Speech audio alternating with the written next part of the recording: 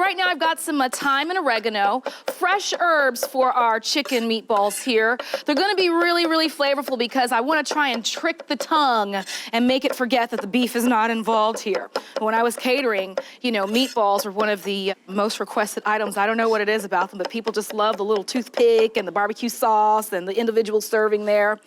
All right, so my fresh thyme and oregano. So if I ever got someone that said they didn't do red meat, the chicken meatball is where I went, and here it goes. All right, into the bowl, I've also got a egg in there and a couple of garlic cloves just minced up really good and good to go. Now I wanna add some more things into play here. Now, when I'm talking about being healthy, there are some really good options for you at the grocery store, like say, instead of just regular breadcrumbs, how about whole wheat breadcrumbs? You can't find them? Get some whole wheat bread, make a couple of pieces of toast, grind it up, you know what I mean? Now, in addition to that, gonna get in some brown sugar and some Worcestershire sauce. Brown sugar is gonna be great here. It's gonna add just a little tiny note of sweet to our chicken meatballs. Won't even be able to tell it's brown sugar. You'll just know something's going on there. And to that, some really good, rich, deep flavor with our Worcestershire sauce here. A few shakes in.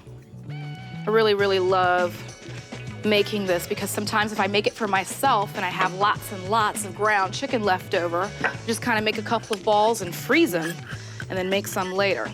So here we go. Some spices going in, a little bit of onion powder. And no onions, only because, you know, I really want a really juicy meatball. I don't want it to be like chunky, you know, a lot of things going on in there. And so onion powder is perfect, and some Hungarian hot paprika. So this is what I'm going to base the flavor for my little meatballs. The only thing I really have to get into play here is my lemon zest. Now, the reason I'm mixing it all up before is because a real good trick to having some juicy chicken meatballs, because we're dealing with a lean meat, is you don't want to overwork it. And a lot of times if you put the chicken in and then you just start piling on all of the flavor and ingredients, you know, to get it all mixed in evenly, you might have to overwork the ground meat. So I want to save myself that little hassle and mix everything in beforehand. All right, just get the zest of your lemon off. This is a great trick for your tongue too. I mean, I do call them zesty chicken meatballs, but the good thing about the essential oils in the lemon is it's just gonna add a lively zip to your chicken. All right, so here we go with the yummy flavor of our chicken meatballs. Gotta get my chicken in really quick. So go ahead, carve out some space for them in my bowl. Get that in there. Come on out. I'm not touching you. Into the trash, and then what I want to do now is get ready to make the meatballs. And that's all about getting my station good to go.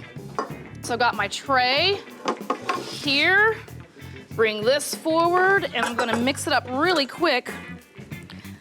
Now, like I said, don't overmix. Just kind of go in there and move it around. It's kind of like the equivalent to a fold when you're baking, you know? You just want to kind of be light about it. There we go. Now, in addition to this, just a little bit of flavor. A little pinch of salt, gonna need it. It's gonna make everything kind of wake up for you. Got the oregano in here, your thyme, your garlic, some Worcestershire sauce, and just a little bit of brown sugar, and there you go. Now, let me show you how to make the meatballs. Get this over here for you. And I'm gonna show you the size we're going for here. We don't wanna make big gargantuan, I'm gonna make the meatballs, just kind of like the size, a little bit smaller than a golf ball, right there. It's gonna be a little bit moist, don't worry about it. It's gonna get some nice caramelization for you when we get it into the pan. All right, meatballs, time to turn now. You wanna treat these kind of like a burger. Just kind of let them work and then roll them over. They'll release when you're supposed to, and don't push them down because that's gonna mess up with your juiciness. So, nice little look at my other side here. Look at that, yummy, turn it up. That's what you're going for. The brown sugar in there, remember, it's gonna help you get some nice caramelization on your meatballs. Got our fresh herbs, the oregano and the thyme, and I love garlic. I know you might be saying, well, where's the heat, Sonny? The Hungarian hot paprika. Snuck that one in on you. All right, here we go. These are going to be so beautiful and perfect and yummy and juicy. Just get them all nice turned over for you. So I've got my chicken meatballs here, some classics from my catering days. Lots of lemon zest and my fresh herbs, the oregano and the thyme. just really, really good here. I'm gonna get my pasta first, not too much so I don't make a mess.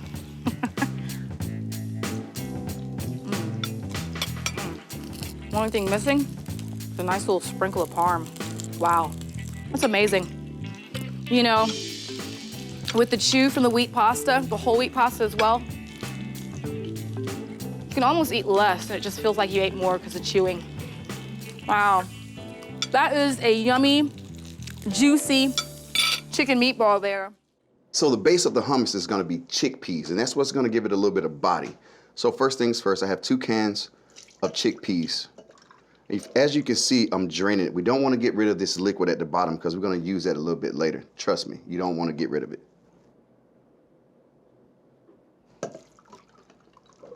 So you just wanna drain it. And all we're gonna do is add this right to our processor. So get that in. We're gonna add some flavor to this.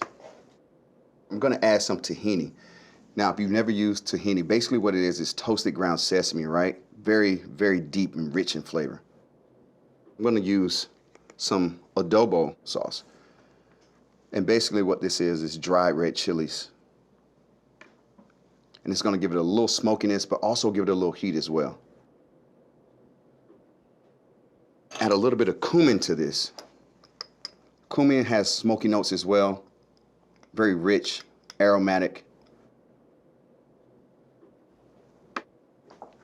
I'm gonna add some garlic salt. And basically what garlic salt is garlic powder and salt mixed together, but this one has some parsley in it.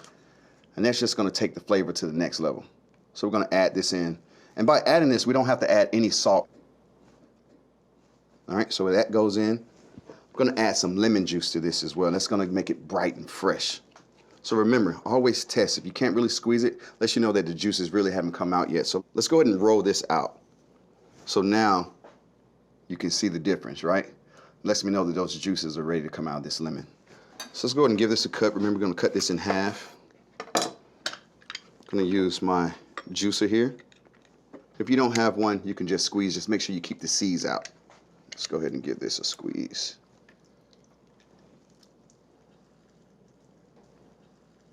So I didn't get as much juice as I wanted out of this half, so I'm gonna use this other half as well. Let's get rid of this lemon here. Get you in and give this a good squeeze. That should be more than enough juice. So I'm gonna add some pepper to this as well.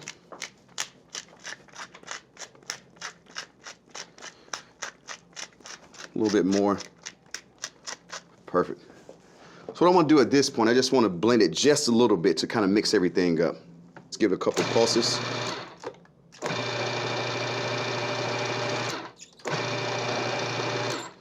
So remember I said don't get rid of that liquid, right? So this liquid is going to loosen this up a little bit because we're looking for a silky smooth texture to this. So I'm just going to add a little bit. I'm going to eyeball it here.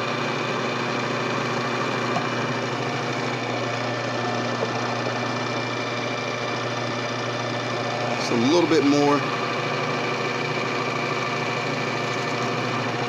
Good. So you just want to check it. At this point, what I like to do, I like to take my lid off. I just want to get in here and kind of start checking it out.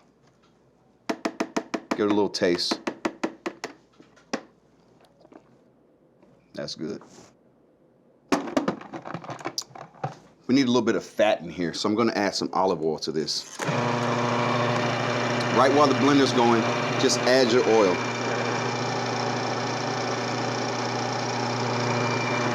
Perfect. And just let it go. Good, let's check our consistency. It's coming together nice. We got that reserved liquid as a safety to make sure we get the consistency. Still a little thick. I want it to be a little bit thinner than this, so we're gonna add a little bit more liquid. All right, here we go. Just a little bit more. A little bit more of this liquid.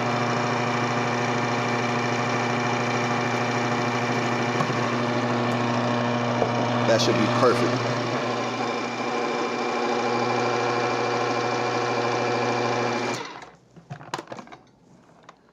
So let's scrape down these sides. Make sure everything gets incorporated. You don't want to see any lumps of that chickpea. Should be nice and smooth. I think about 1 or 2 more pulses and we will be ready to rock and roll. All right, here we go. Final pulse.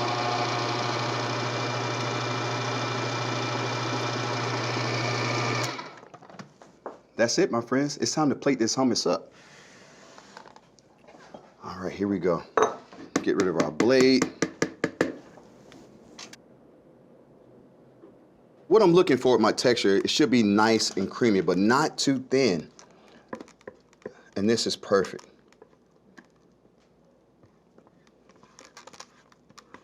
This is exactly what I was looking for. I wanted to have some integrity, right? I mean, we're talking about a dip, so it should be hearty enough to, if you stick a chip in here, a pita chip or something like that, you don't want it falling off. It should be able to hold right to that chip. Don't leave any behind now. And what I like to do is just finish it off with a little bit of olive oil. Just for another flavor bomb, I'm gonna add a little bit of chili lime seasoning right on top.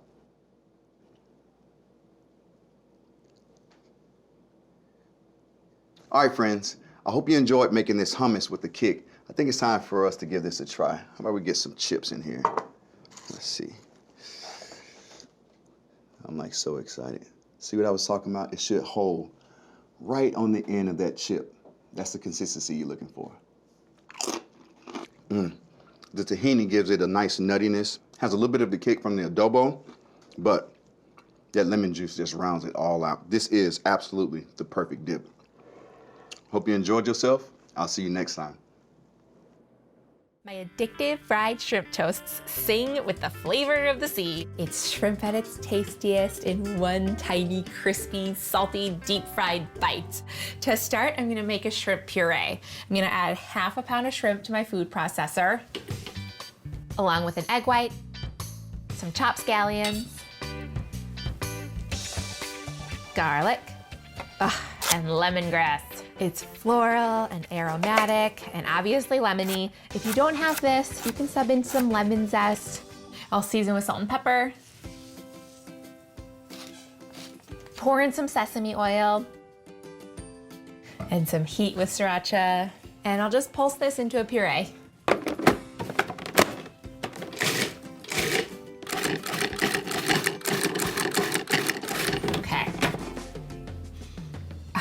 That smells amazing.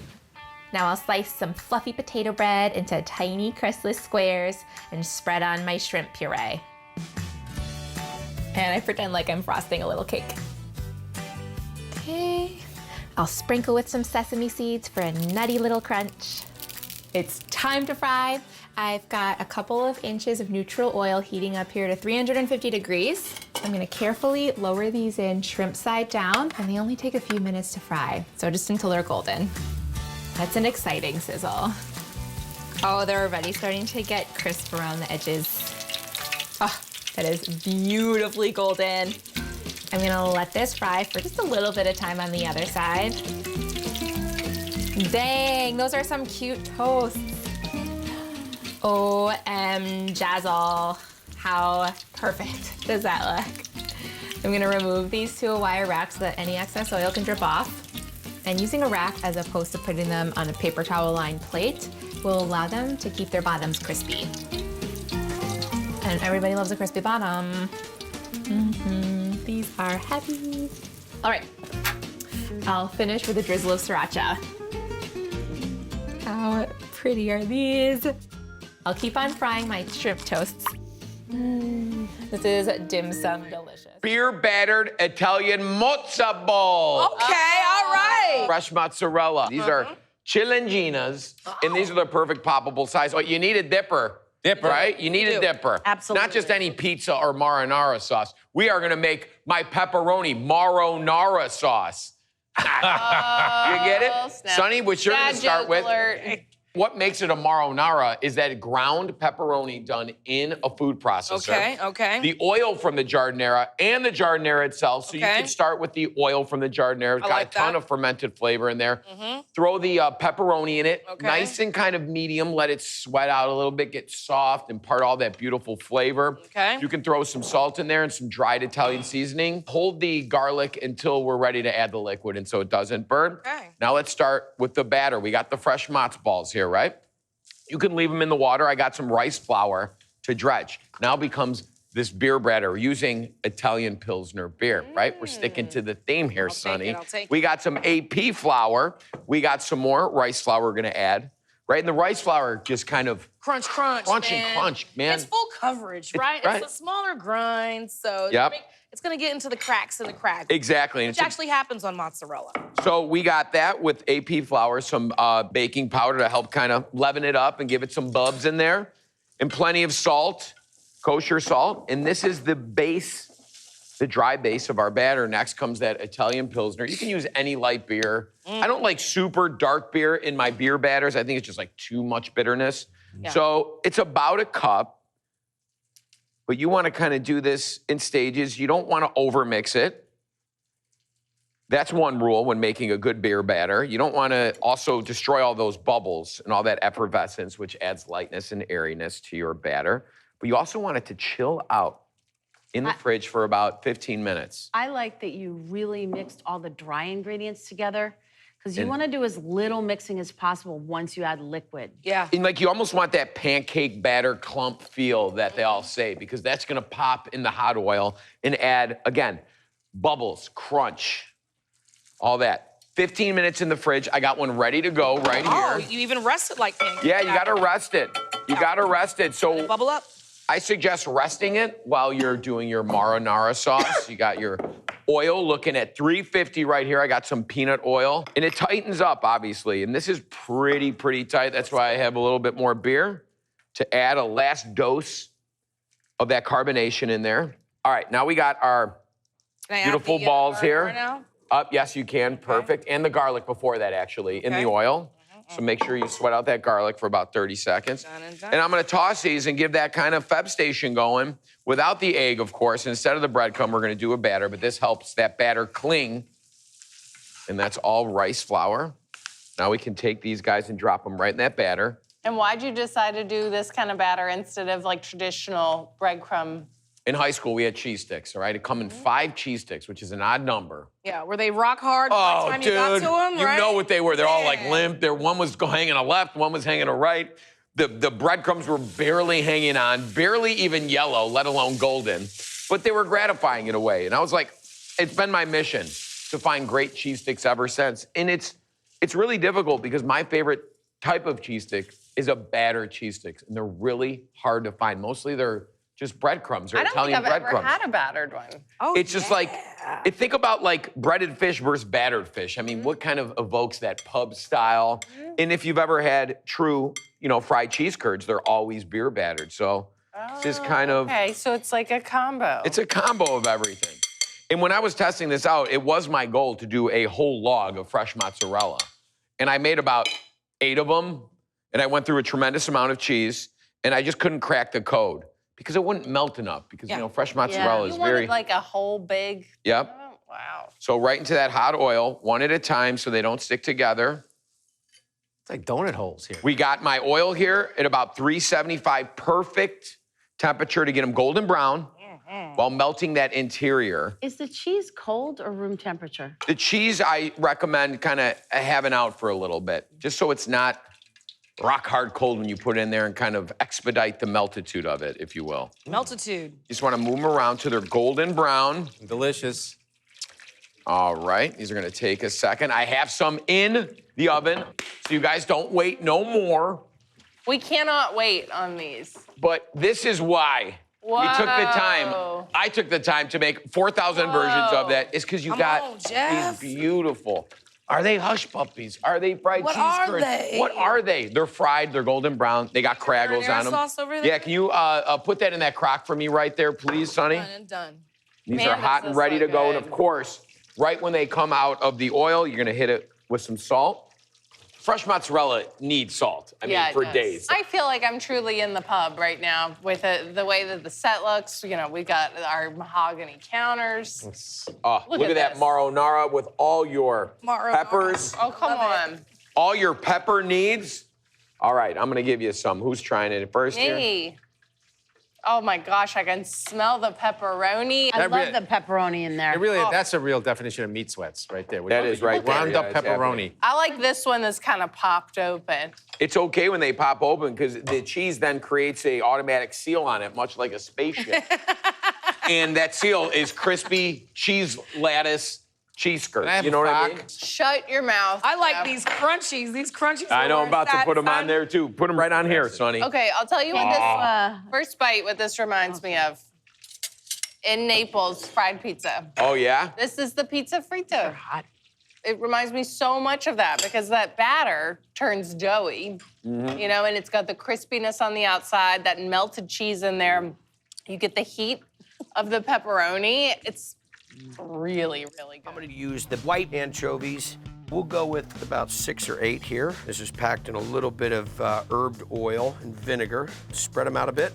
These are a little less salty, definitely good fish flavor, but I'm just gonna hit them with a little bit of olive oil.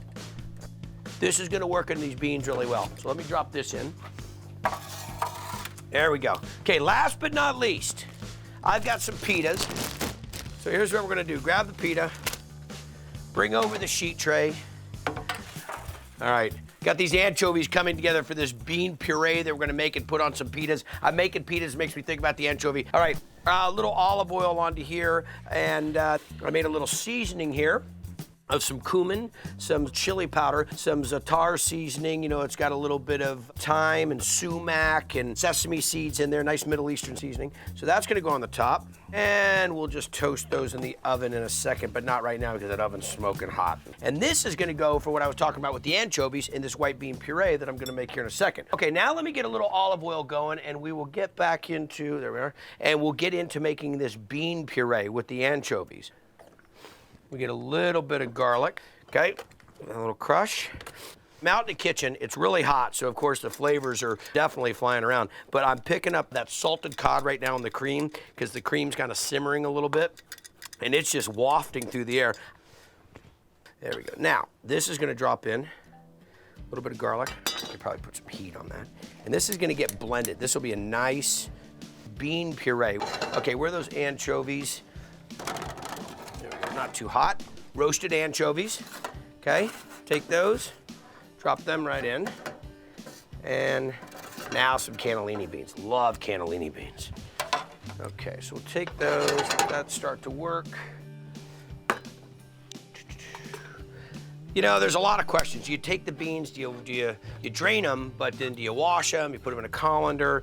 You know what, I'll tell you something. Maybe if you're doing a really delicate, sophisticated bean salad, you go and rinse them off. Otherwise, I like a little bit of the bean juice. I'll just pour some, look over there, I'll just pour some right here. I always get caught doing this. I say, you didn't do that in the trash can. What happens if a hole pokes in the bottom of that? Well, we'll know that a hole poked in the bottom. All right, in go the cannellini beans. There's some stuck at the bottom, and I just put the lid in there. Okay, nice big fat cannellini beans too, okay? Those are in. Let me just get the salt and pepper in here right now so I don't forget. A little salt, cracked black pepper. There you go. Some good looking pita chips going for this white bean spread that I've made with little roasted anchovies, and we'll let these bad boys cool down. A little za'atar seasoning on there and some cumin. Outstanding. So we'll drop this in. We're gonna hit a little tahini paste in here. It's ground up sesame seeds. Think about it as really flavorful runny peanut butter and putting that in a little chicken stock. And then at the end, hitting the citrus into it with a little zest. Okay, a little red chili flake. Okay, drop this on. Throw on the lid. And don't worry if it's a little runny, it's really hot, but it'll tighten up. Do that. Grab a taste. Fantastic. Chives going on to the bean puree with the roasted anchovies. Outrageous. You know what you can do, right? You can go make this tonight. 2 bay leaves, water, no salt, none, 0. Peppercorns. End of story. Bold. Right here, I have my shrimp. They're U16, U12, U11. It's per pound. So if U16 are slightly smaller, U8s are jumbos, big ones. Anything too big, it becomes like a first course entree. It's chewy. It's too much shrimp at one time. Yeah. This is something you should dip with the tail into the sauce, eat it, throw this tail away, and go back for more right away. So just to clarify, U12 means a pound is under 12 pieces. Yes. Is a pound in weight, which is a medium size. So a U8 under 8 is bigger. Giant. As the numbers get smaller, the shrimp gets bigger. U1's a lobster. Are you ready? Ketchup. Do you use ketchup when you're making this? Love. Okay. What else would you use? Well, there's other chili sauce and stuff like that. No. I use That's ketchup. the best. Okay. The shinier, the better. Yeah. Horseradish, like so much, it's ridiculous. Jeffrey, that is a lot of Yes, it is. horseradish. Okay, be careful. Hot sauce, Who are you? a little bit of chili, Oh, a little sweet chili glaze, yeah. Chili glaze. Wow. Lemon juice. Whoa. Worcestershire sauce. There it is from the hometown. I can't with the sweet chili sauce. That really surprises me. I That's love it. that. So it should not appear red. It should appear almost like that. You see that? We're gonna let that sit and hang out. Now, our shrimp are going in. Uh-oh. Right here. I let that cook just for a little bit just to get some of that. It's changed color. The peppercorn has changed color of the water. In boiling water. And now what we're gonna do is the most important thing. I don't keep my shrimp on ice. I don't put my shrimp in an ice bath after because guess what they soak up? Water. Water. And I put them in the fridge after I cook them on this right away. No shocking. No shocking whatsoever because it's another step. It's another waste of water and waste of time in a dish you gotta prepare. It shouldn't be hard to do this. This shrimp was thawed in the fridge overnight. I bought it peeled, cleaned, ready to go, frozen. Wow. Okay? You don't have to buy fresh shrimp for this. So now we're just gonna mend, and we're gonna take our time and look at this. You see? What right are away, you they're always doing? starting to curl a bit. So if you can see right now, they're starting to get white and translucent. This is gonna take not a lot of time, but you must cook them fully. I would err on the side of, should I say this? Of slightly overcooking them. If you're gonna go this route, be careful, you don't wanna undercook them. Somebody Un- write down undercooked the shrimp. date. The nose heat is getting to his brain, I Yeah, think. I When you think. cut a shrimp in half that's cooked, it should be white the whole time. You're moving them around a lot as I you am. cook. Why are you doing that? Just because it'll cook evenly. This is just a little method. I don't have a lot of water. I don't have this big pot of water. not a These boil. go right on a paper towel. You did it. They're fully cooked. I'm gonna let you just take a smell of that. And you tell me what you smell. Just pass it down. Just shrimp. Okay, you don't smell lemon? You don't spell Yeah. Smell the 5,000 shrimp. exotic, weird. It smells like shrimp cocktail. The good Old-fashioned. Old-fashioned. Shrimp cocktail. In the fridge, just like this, uncovered. In 5 minutes, it cools down. You're ready to serve it. That's it. Can you blast chill it in the freezer? Nah, you don't have Feeling to do frisky? that. Don't waste your time. All right. Put some more Sinatra on, make another martini. There you go. 'Kay. That sounds delicious. A dirty martini and a shrimp Oh, cocktail? nothing like it. Now, I don't Get put it these hot. on ice when I serve them, shock them, or store them. They're always off ice. You put these out in small quantities, not large quantities, so they get eaten, then you take out more small quantities and fill up. You don't put like a whole stuff on ice. I hate them when they're on ice, because invariably you get a piece of ice and you're eating ice. I hate that. Okay, you ready? Here's our beautiful spicy sauce. This should destroy my nose. And that's where I like it to be Wow. at. Very aggressive approach. Jeffrey. Like your septum's gonna melt. Here we go. Ooh. Ready? Oh my Stage God. 5 clinger. My mouth is watering. It is. Snappy. Snappy the shrimp. Uh-oh. Good. You saw the horseradish. It's not too much. The sweet chili sauce actually tames it down. The long-range effect of this is you want more. A cocktail party does seem daunting, but this is my secret. I only make 2 appetizers and I assemble the rest. And then I don't have to spend a week getting ready for it. So I've made 1 other appetizer, and now I'm making Parmesan thyme crackers. They sound complicated because who makes crackers? But they're so easy and delicious. I'm gonna start with a 1/4 pound of butter. It has to be room temperature, it's really important. I'm just gonna put it on low speed just to mix it up. And then next thing is Parmesan.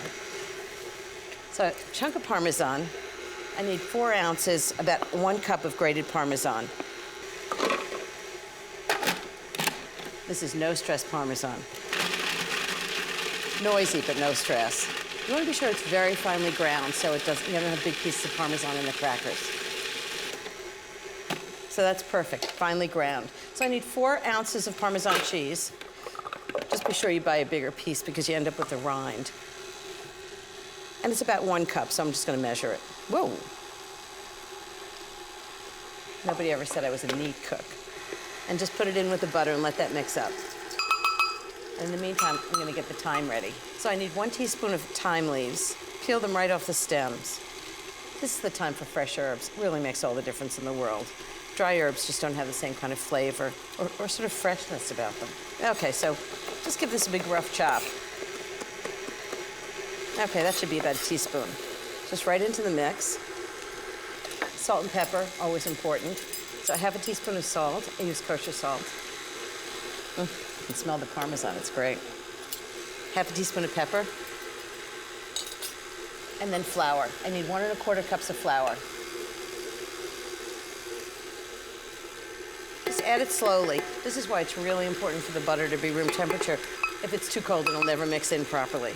So this is mixing up. It's a little crumbly. And actually, if the water content of the butter is low, I add a little bit of extra water, and then it'll all come together nicely. That's actually always true about shortbread, I find, whether it's sweet or savory. If the butter is a little bit dry, it won't actually pull together. And you want to make a nice dough. So that's just perfect. Okay. I love this kind of hors d'oeuvre because I can make the roll in advance, leave it in the refrigerator, and then just slice it and bake for cocktails. Flour board. So I want to make a 9-inch roll. Pull the dough together and just roll it out until it's 9 inches long, and then it'll be exactly the right diameter. Okay, so that should be perfect. I'm just gonna wrap them up in plastic wrap.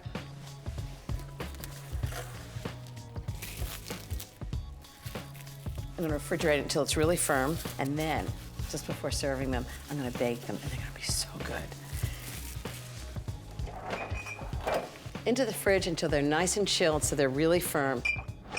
Then slice them 3/8 inch thick, put them on a sheet pan, parchment paper, into the oven, 350 degrees for 22 minutes exactly. Parmesan and thyme crackers. I just let them cool a little on the tray. I am here making one of my favorite appetizers on the planet.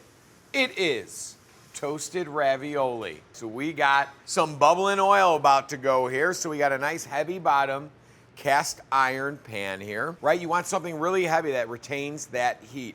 I got a candy thermometer in here, and we're gonna turn it on to about medium, and we're gonna bring it up to 350. So while this is coming up to temperature, we're gonna start on our ravioli, starting with some Italian flat leaf parsley. This is just gonna be our garnish, so we can make this nice and minced, and you wanna bunch it up with your hands like this. Do you see what I'm doing? Without having to compact it too much to bruise it.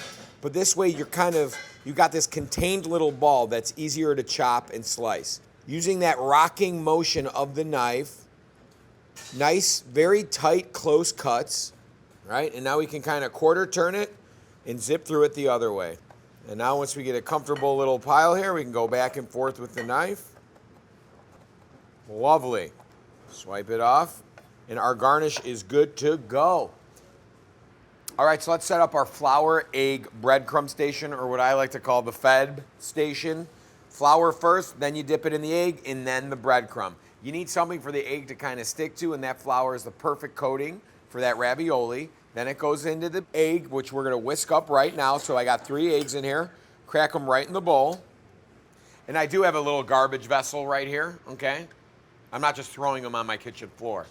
I don't urge you to do the same. It's pretty rude, actually. So now we can whisk this up. Now whisking, right? Everybody thinks you need circular motion, a whisk. That's not efficient, okay? You wanna go back and forth like this, like that. It's just the easiest way to whisk, to make sure you don't get any of those streaks of egg white within the yolk. Easy breezy, flour, egg, breadcrumb. We're gonna hit a little seasoning into the Italian style breadcrumbs. What does that mean? These things come in the container. They're perfect. So you don't want anything too dense like a panko. You want that full coating, and that's great. And it's already got a ton of built-in flavor in there. Italian herbs and spices. We got our fresh ravioli, right? You can buy these frozen. You can coat these frozen. It's just hard to work with when they're frozen, so you want them to thaw out a little bit. You can go to the you know, your grocery store in the refrigerated aisle has great selection of fresh, hand-rolled raviolis. These are cheese ravioli you're using here. You can use meat ravioli, but we're using standard regatta-filled, plain, fresh pasta-based ravioli into the flour. So you're gonna shake off the excess flour and then put in that egg, right? Let the excess drip off that. That's what you wanna do, and then you wanna put it right into those seasoned breadcrumbs. But what you want is full coverage, coating. Look at that, beautiful, see? Full coating of those Italian-style breadcrumbs. And repeat, you could do a couple at a time. Fill that up, move it around a little bit. Shake off the excess, dip it in the egg, shake off the excess, dip it in the egg, right? You want to make sure you shake off all that excess flour. It's really important because it could start thickening up your whisked eggs here very quickly. So you don't want that excess flour in there. Give everything a little bit of a turn, gently. You can use giant raviolis for this. I like the mini ones. Why? Because I can literally eat a handful of them in one pop. Lovely. Here we go. Into the seasoned breadcrumbs. Let that excess drip off. You don't need any extra egg in the breadcrumbs. It's a very important step. So it's great to use shallow bowls for these. You got greater surface area. You can work in it more. It's easier to get out rather than try to dig into a deep bowl. We're always keeping an eye on this. I'm gonna lower it a little bit. We are right at 350, perfect temperature. Press it down a little bit, shake off the excess, see? Now we're cooking here. All right, continue breading your ravioli in the breadcrumbs using the Feb station. I got some ready to go back here. Beautiful. Look at these. Our ravioli is coated, good to go. We're looking at our oil. I am spot on at 350. That is where you want to be. What I like to do is place anything I'm deep frying into a spider. You got to have a spider. We know it's working because it immediately starts going. This is a lot of oil, so we can do all these at once here. What you do not want to do is grab a handful of this and kerplunk it in there. Please do not do that. Big pot of oil over an open flame. You want to really be safe. Start moving these around. There's not much to cook. There's no raw meat in here. We're just really crisping these ravioli up. So literally, this takes about 2 to 3 minutes till it's golden brown, totally crispy. One of my very first jobs was in the city of Chicago. We have a big food festival called Taste of Chicago every year. And I would work for this Italian restaurant called Tuscany, making Italian beef sandwiches, Italian sausage sandwiches, and fried ravioli. We would keep a little boat swimming in marinara sauce at our stations at all time. You sell one, you eat one. You sell one, you eat one. It wasn't good for my waistline, but the memory is awesome. So you do want to make sure they're spaced out, not crowded. They're already seasoned, so we really don't need to hit them with any more salt. They need some time to cool down. We got another batch going here. Dip it in there nice and gently. These aren't too sticky, so we can do this all at once. Look at that. Before you start moving into there, let it set up in your fry oil. Then you can kind of start moving it around to make sure we are good to go. Let's talk dipping sauces, because this is not everything. So I got a whole plethora of dipping sauces. Obviously, red sauce, marinara. How about some fresh pesto, right? Store-bought pesto. Ranch dressing. And then we got Alfredo sauce, cheesy, creamy sauce. How about some Caesar? We got that in there. And of course, some Baca sauce. All right, this is almost perfect. You can see, right? They're starting to float to the top. So this is one of the instances where I don't recommend making your own pasta from scratch. This is a perfect use for those frozen or, fresh, prepackaged, ready-made ravioli. All right, let's plate. While they're hot, now's the time you want to shut off your oil. And another little tidbit, if you're paying attention and you care about deep frying, and you often deep fry like myself,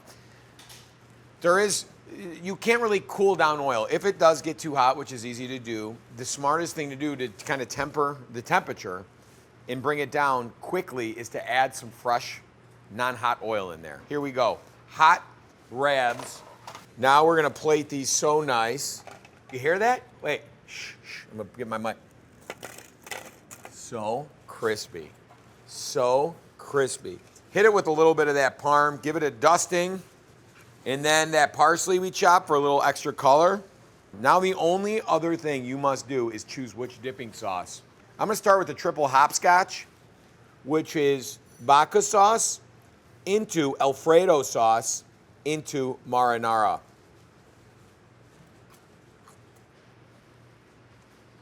Your options are as endless as your dipping sauces and of course the inside of your ravioli. It's gooey inside, but it's also crispy and golden brown on the outside. Hope you guys had as much fun as I did breading and deep frying this toasted ravioli. So we have some really beautiful shrimp here, and we're just gonna clean the shrimp, take the shells off, and what I like to do is just kind of leave the very last piece of the shell on and the tail, because it makes for a really nice presentation. Then we're just gonna make a slit down the back of the shrimp, and we're gonna actually devein it. So we're gonna take some water and some lemons, some black peppercorns, and some coriander, and some kosher salt. And this is what the water is actually gonna be flavored with. And then we're gonna put the shrimp right in the water. All right, and we're gonna poach the shrimp probably for about, maybe about 4 minutes. We don't wanna overcook them. We just wanna get them cooked just through, just until they're opaque. Okay, so now for the cocktail part of the shrimp cocktail, you know, a classic shrimp cocktail is gonna be ketchup-based or tomato-based. In this case, we're gonna use tomatillos, which are, you know, they look like green tomatoes, but in fact, they're in the gooseberry family. So they're kind of tart, they're kind of sweet. Actually, a tomatillo, it comes with a husk on. I mean, that's how you know it's actually a berry, because if you see like a gooseberry, they'll look like miniature versions of a tomatillo. But we're gonna make a tomatillo cocktail sauce. And I'm just gonna cut the tomatillos in half and throw them on this cookie sheet. And we're actually gonna cook the tomatillos in the oven with some red onion and some jalapenos. And we're gonna roast all of them together.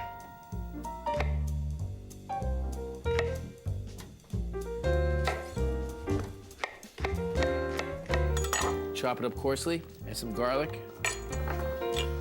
Just crush it a little bit just to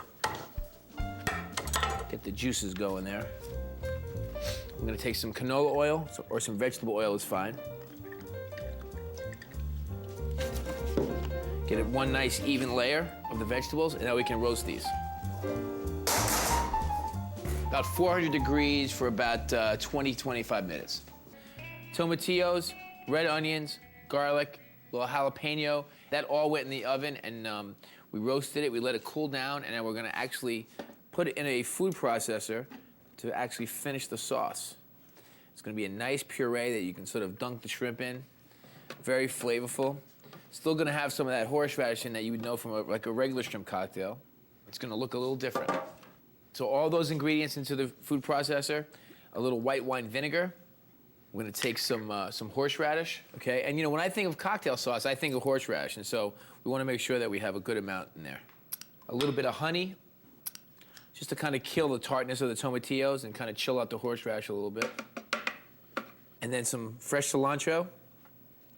Gonna add some freshness and really wake it up. Some salt and pepper. Let's give it a whirl and see what it looks like.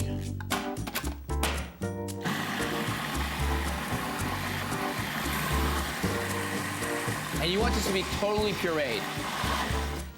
All you can eat shrimp.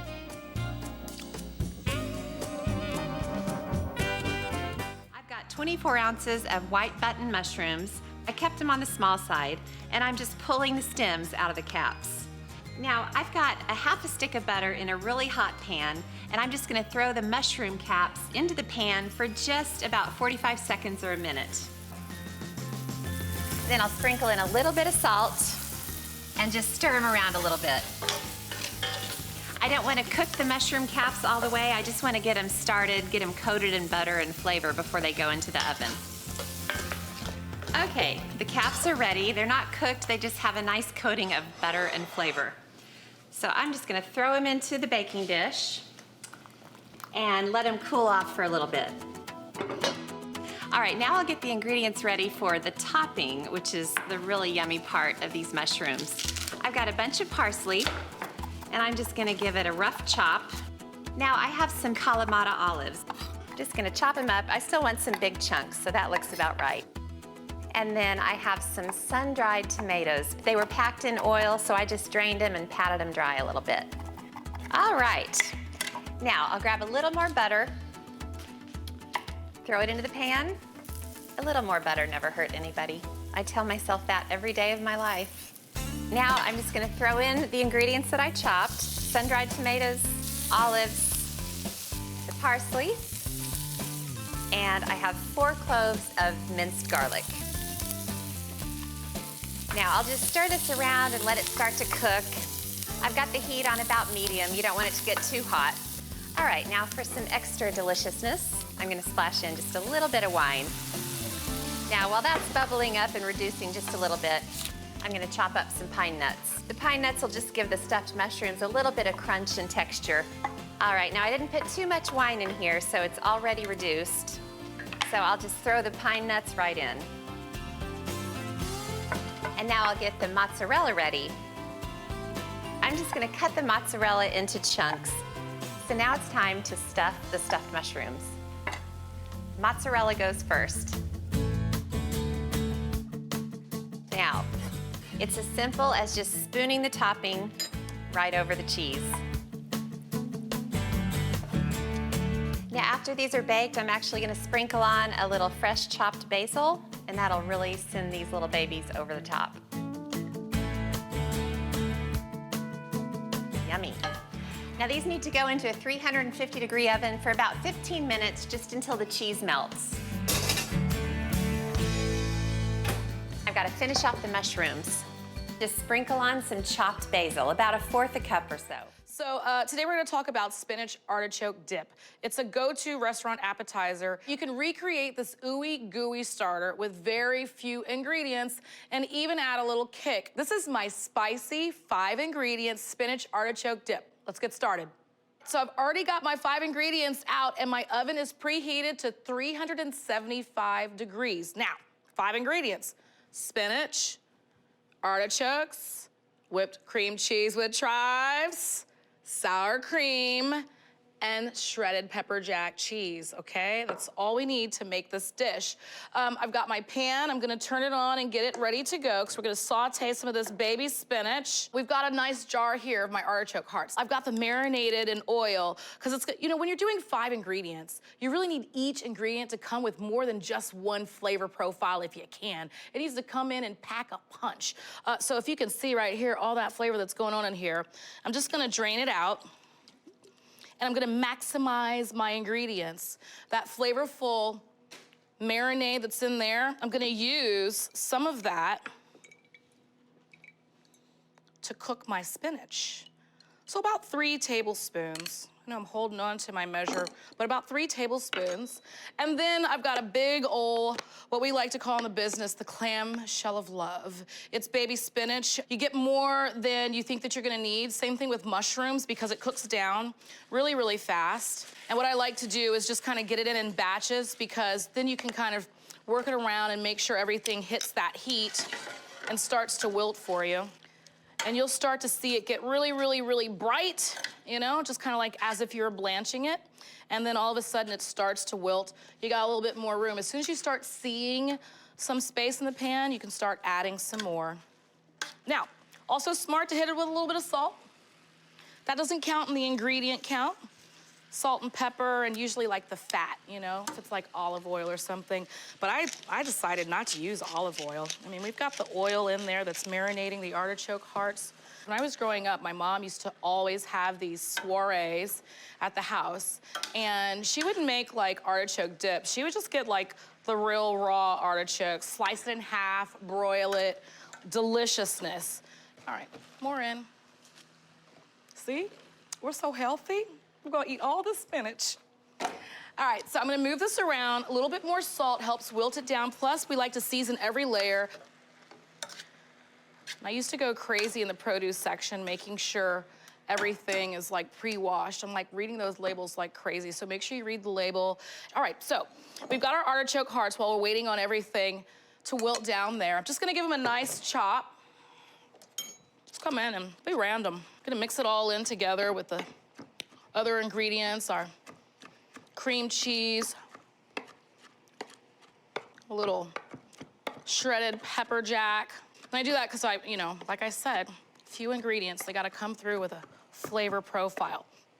Boom. All right, so I'm gonna get these into my bowl. Coincidentally, if you didn't know, artichokes, super delicious and tasty, but the center of an artichoke is called the heart. It's the meaty center. It has like a rich, deep taste. All right, so now look at our spinach. It's getting to the point where we don't want it to burn or get dark brown and oxidize. And every once in a while, I'll even chop it down a little bit, but this is baby spinach, so right into the bowl with those artichokes. Get that in there. I'm gonna add 8 ounces of whipped chive cream cheese. I used to use, you know, regular cream cheese, but whipped cream cheese is just what it sounds like. They've aerated it, so it's a lot softer, and you don't have to do that whole defrosting thing and leave it on the counter so it becomes pliable. It just comes right out and ready to mix into your recipes. All right, a little bit of sour cream. A 1/4 cup of sour cream is going in. And then our final ingredient, which is 8 ounces of pre-shredded pepper jack cheese. Got a little bit of fire in there from the pimento. Just come in and just mix it all up. Hit it with a little bit of pepper if you feel like it. I'm starting to smell the artichokes. Now remember, the oven is at 375 degrees. This is gonna take around 20 minutes. So 375 is what I've got the oven at. I've got my little serving dishes here. Now you can use an 8x8, you can do ramekins. This all just depends on the party you're throwing, you know what I'm saying? You can double this and make a big old 9x11. I'm gonna clean that up. But this gets in. Try and be even. And then I'm just gonna use a spoon to level off everything. It's okay if some of that hangs over the edge because, you know, when it comes to the table at the restaurant, it's like bubbling and a couple of pieces of cheese are like burnt. That's the good stuff, you know what I'm saying? All right, remember the pepper jack cheese? It's getting double usage here. A little over the top. It's about 4 ounces. And I always say to myself, you know, an ounce is like a slice. So it's like 4 slices of cheese, no big deal, NBD. Okay, 375 in the oven till it starts to get nice and bubbly around the edge. If you feel like it's not golden brown at the top, you can also throw the broiler on for a few minutes to get that curb appeal that you want. Getting it in the oven.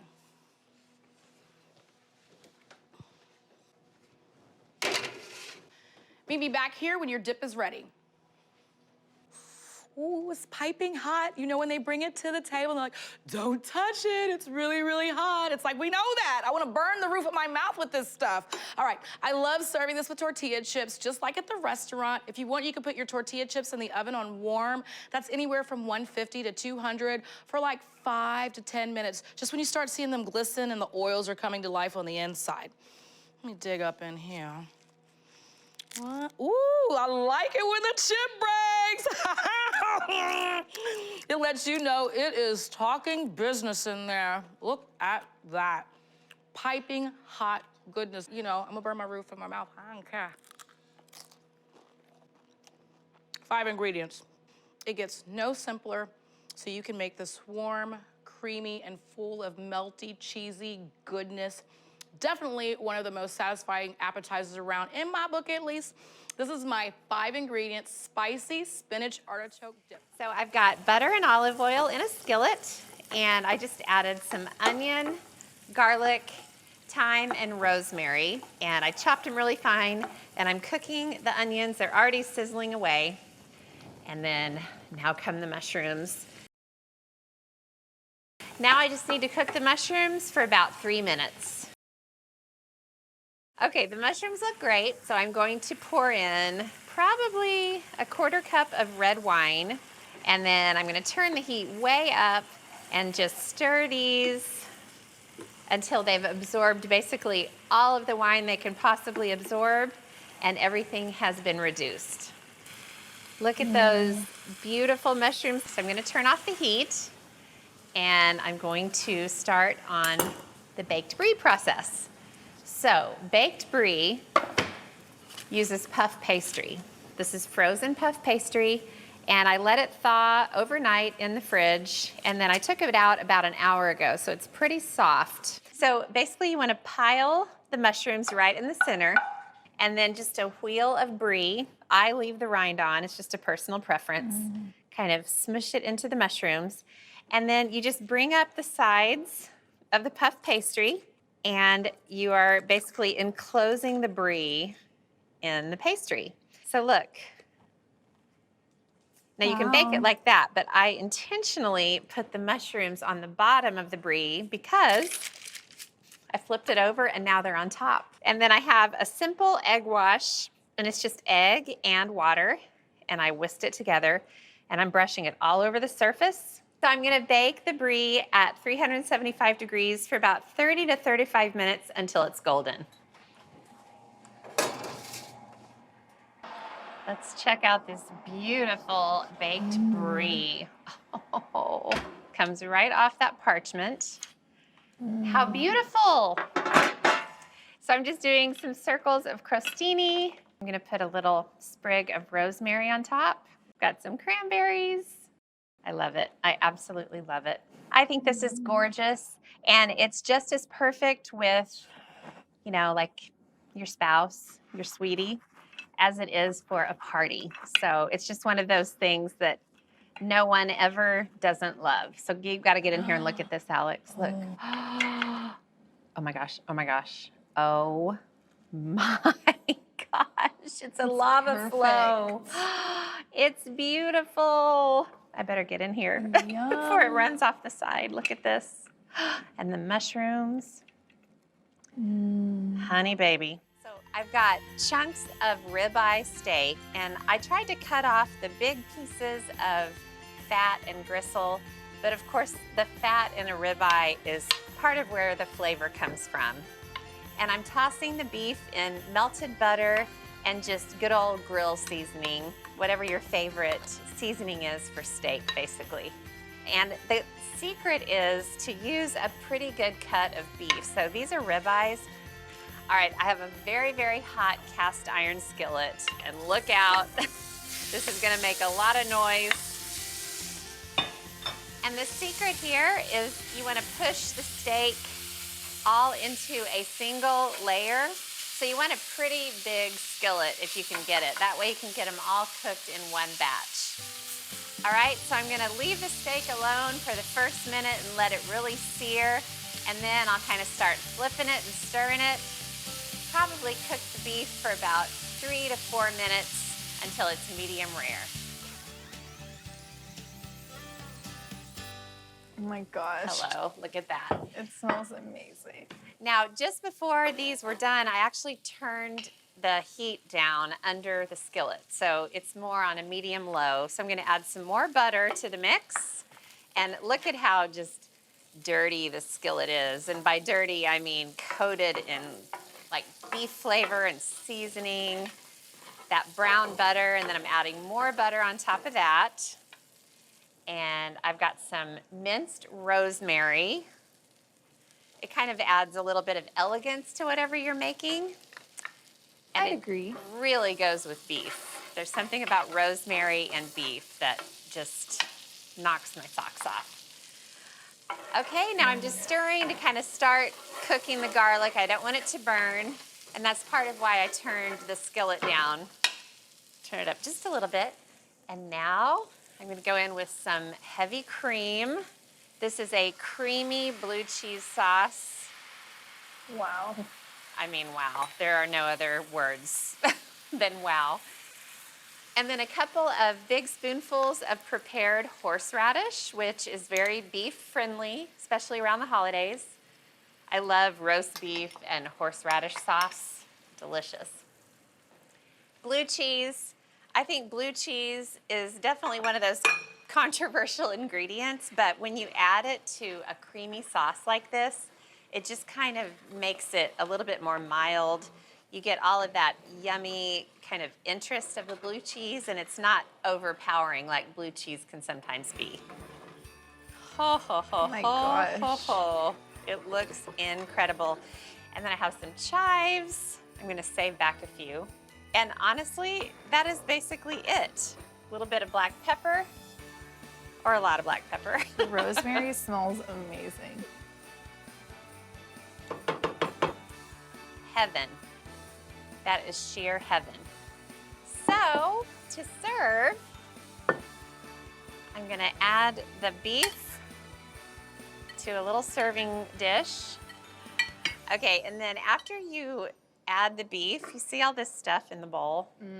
You have got to drizzle that over. That cannot go to waste. Wow.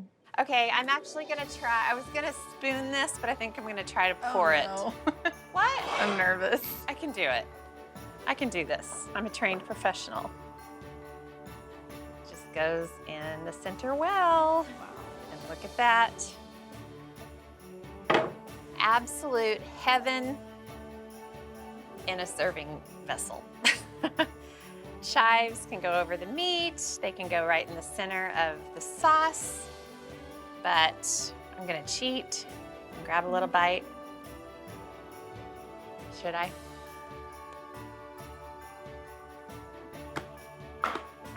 Cheddar and bacon pinwheels. Who doesn't love this on the table? I mean, if you thought cheddar wasn't enough, now you added bacon. Amen to that. Speaking of bacon, Katie, I need you to chop that bacon Okay. nice and fine, please. All right, was this made with the Mauro method? Of course, hashtag Mauro method. We did it on a sheet pan like this, but we overhanged the parchment so it cradles all that fat, fries it right in there. Easy cleanup, save the bacon grease for anything you want, but extra crispy, that's what we're looking for. Did you say finely chop it? Finely chopped, Okay. all right? I want every bite to have a nice crunchy blast of bacon in it. Now let's make the filling for our pinwheel, and that is some whipped cream cheese. Ooh. Into this, we're gonna add some scallion. Scallions. Love 'em. Or green onions. Green onions, but I like the tops of this, right? Me So too. it's not gonna, I mean, it's gonna cook in there, but They're underappreciated, the tops. little salt, little pea. I just want you to know the amount of self-restraint it's taking to not just eat these pieces I'm of counting. bacon I'm right counting here. them too because I want every single bit of bacon in this. I'm gonna grab the puff pastry, which we're keeping in the fridge, Geoffrey. Do you have Warm to thaw- puff pastry is no good. Do you have to thaw it out, Jeff? Yeah, we store bought. Frozen. Right? Frozen. I mean, how quick does this thaw out too? Very quickly. Leave it on the counter. So good. Yeah, it it's is. such a quality product. Jeffrey, I'm told you're gonna use this one later. I'm gonna throw I am. it back in the fridge for you. It used to be made with sort of not good fats, but they're actually now made with butter, How about that? which There's is, no point in making homemade. I know, I made it in culinary school and in restaurants. It is a 3-day process. You guys Got a can little make it. bench flour here. We're just gonna roll it out just a little bit to keep it, make sure it's even. Now we can spread. So you don't dock that or anything. You just Nope, as nope, it is. nope, it's going. It's going Wow. right in there. Oh, Here my comes goodness. This is gonna be good. You know it's gonna be good. that scallion cream cheese. So Jeff, are you going crust to crust on this? No, we're not. We're gonna leave Okay. just a little border, just for the sake of expansion when it goes into that oven. All right, now we have the cheddar that Katie passed to me, and we got that bacon. Can you throw that in a bowl for me, please? You can use, if you had block of, cheddar or jack, it doesn't matter. Jack, Mini cheese, Monterey Jack, yeah. pepper Jack. You can use. Just cleaning the box. Cleaning the box out. Clean it out, right? Any cheese would be great. Use all the nubbins Yeah. of all those Yeah, total random mixture. cheeses. Now we're just gonna use that just a little bit, and of course we're gonna use that cream cheese, and the scallion cream cheese here is our glue. Katie, thank Look you. at those beautiful bacon pieces. I mean, talk about a way to improvise with any type of filling in this. Look at that. That is the key to this, Katie. Yeah, it's the You don't perfect want bacon. chunky bacon. No, don't be giving me any chunky bacon in those No. pinwheels. No, I want mighty fine bacon. You want to work quick, right? Yeah. The key to puff pastry is working when it's cold. Don't leave this out on the counter too long. Cold puff pastry Is your behaves friend. is your friend. Yeah. When it hits that heat in that oven, that's when the magic happens. Geoffrey, how does this look? It looks great. Do you put it back in the fridge to chill it up a bit or no? You can if you want, but we're ready to roll. Jeff, you think you could do this like with crescent roll dough too? If You have a little can, pop you tube? can. If you're, you know, if you don't believe in what I'm telling you right now, you can definitely do that. I just meant if you had the pop tube. If you have the in pop in tube, your you can. fridge. But this is crispier. All right, so about an inch. See how I lined it up like that? Boy, Jeff. Right? Is that an inch? That's an American inch right That's a there. diagonal inch right there. I like to stick these kind of little tapered edges in the middle so they don't get too crispy. But look at that, nice, They're gonna clean, be sharp so knife. pretty. But already you could see that kind of pinwheel effect right there. It's so pretty. Y'all know that I love a recipe that looks like you really did something but didn't take a lot of effort, and this is one of those. Now you want to account for obvious spreadage. Okay. And now, Katie, beautiful. And that egg wash is going to kind of help golden brown it a little more. We're going to bake it in the oven, 375 for 25 to 30 minutes. Katie, that is fine. Thank you very much. I got 'em Great all. job of the egg washing.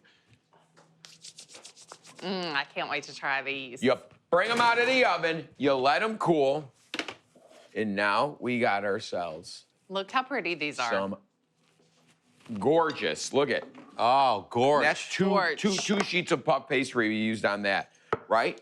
And this is it. Well, I'm just thinking, breakfast with these, you know, a little How about a fried poached egg on this? Yes. Oh, come on. I Put would an egg on it. Put an egg on it. Why not, guys? Simple. It's like, you know how a lot of bakeries now are doing the savory croissants? Yeah. That's what this is like. I mean, look at this. Flaky, delicious. I want to get right to the middle. That's it. So sometimes I like to use fresh herbs, but I want to flake these off their stems and just get the good stuff. So I'll just heat a little olive oil and fry those up. And already it feels kind of chefy and steakhousey in here. I'll take that out after just a minute or so. Season them with a touch of salt just to let them know that we love them and we're thinking about them. Now, I've also managed not only to fry my thyme so that it's gonna be nice and easy to flake off the stem, but I've flavored my oil with that thyme, which is kind of exciting. So I take my onion, about 1 good onion's worth, and drop that right in that wonderful thyme oil. So right away when I add something to my pan, I pay the salt tax by adding just a touch. That's gonna help draw out the water, and some freshly ground pepper. And I want to add the garlic. Now, you can save yourself the tears and trouble of mincing by just grating the garlic. Okay, so just the foundation of that thyme oil and the onion, and we add that garlic right in there. Look at that. Scrape that right off. Stir that in, and we're going to cook the garlic for about 30 seconds. So to that, I'm just going to add a tiny bit of personality. Half a teaspoon of cumin. Just add that right in. Give it a nice stir. But what about the mushrooms? So I'm gonna take a little sour cream and Parmesan cheese and the mushrooms. Now, as a chef, I deal a lot of the time with very expensive, fancy mushrooms. But when I'm at home and I want real meaty, steaky flavor, I go for the white button. It's that secret supermarket weapon, and it's lonely and waiting for you to recognize its fabulousness. Take a nice dry pastry brush and just brush off any dirt from the exterior. You see that?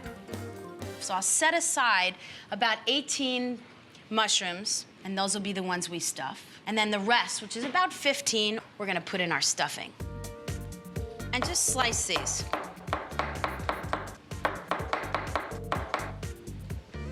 Now, these mushrooms are filled with water. So at this point, you really wanna turn the heat up kinda high, and don't be afraid, to draw out the liquid. Now, for my bottoms, I just want to trim the stem off. Why not add those stems right in there? Why waste anything? Now, I'm a big fan of dry vermouth. It just adds this wonderful, almost tang. Just add in a 1/4 cup. Give that a stir. While that's bubbling away and getting fabulous, we're gonna cook our bottoms at the same time. And take about a half a stick of butter.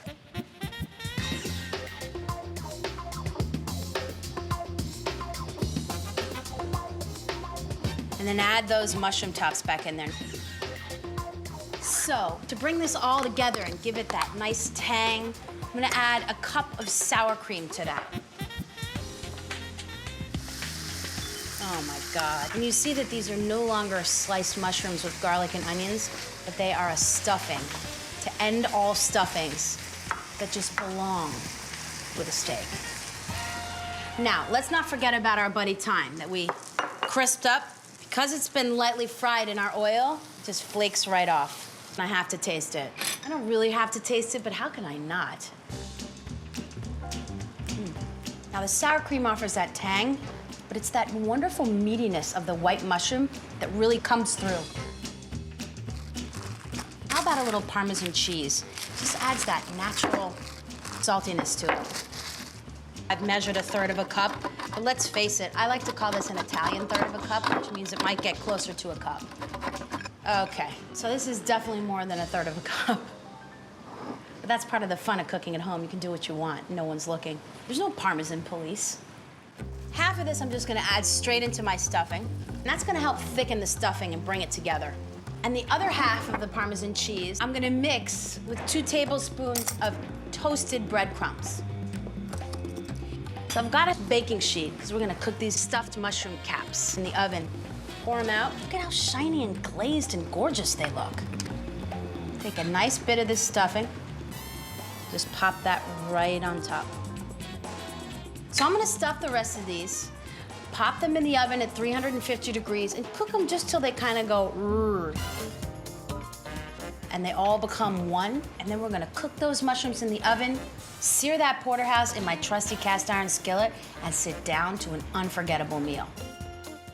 Our good friends in town are having a holiday party, and I'm gonna take a delicious Mediterranean artichoke dip.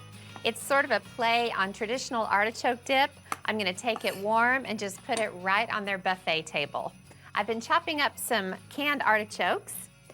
I left some bigger chunks and then cut up most of them into smaller pieces, and that will be the base of the dip. I've got a whole bunch of other things to add. Some green olives and some Kalamata olives.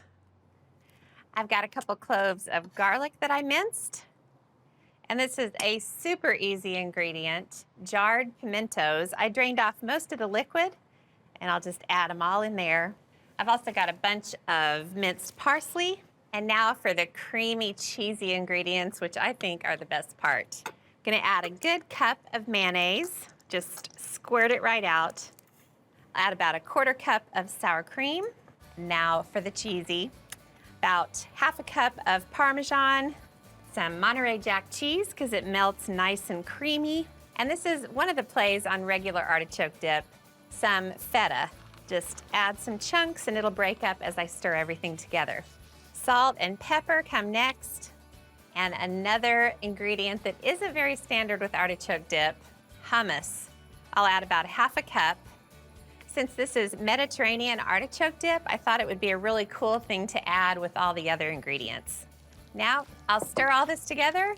I'm gonna put it into a baking dish. Oh, it smells delicious. This is one of those dips that really has stood the test of time. It's one of those things that disappears when it's on a table at a party. Before it goes into the oven, just a little more cheese on top, some Parmesan, and the rest of the Monterey Jack. Okay, I'm gonna get this into the oven. It's gonna bake at 350 degrees for about 25 minutes till it's hot and bubbly.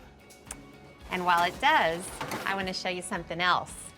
Mini bagel chips. So delicious, perfect thing to go with the dip. Let me walk you through how to make them.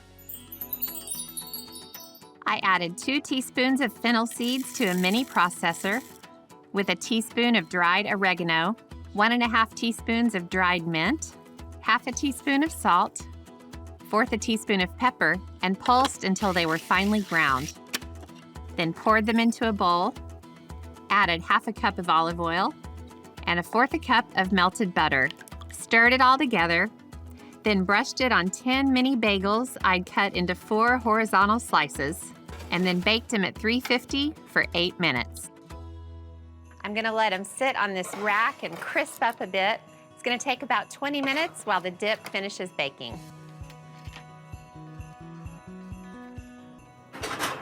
Oh, look at that.